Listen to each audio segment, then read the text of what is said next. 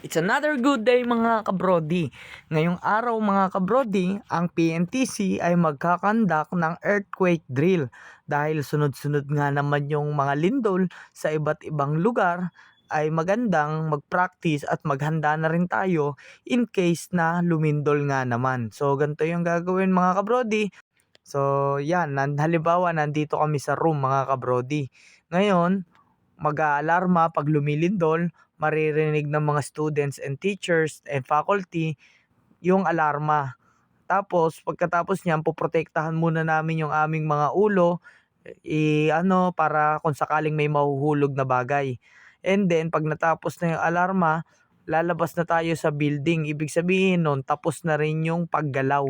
So ngayon lalabas na tayo sa building, lalakad na tayo, dapat hindi tayo nagpapanik nang sa ganon ay maiwasan natin na magkatulakan, magkaipitan at baka dun pa madisgrasya.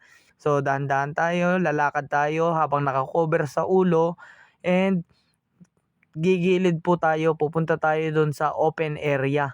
Yun sa open area para po sakaling malayo tayo sa mga gusali, kung sakaling magtuloy-tuloy pa po yung paglindol at wag naman po sana ay halimbawa bumagsak.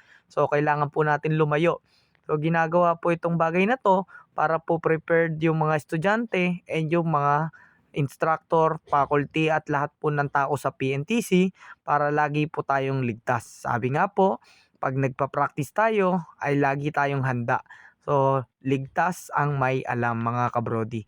So, paano mga kabrodi? Dito na magtatapos ang video. Ito na yung earthquake drill. Hanggang sa muling pagkikita. Paalam.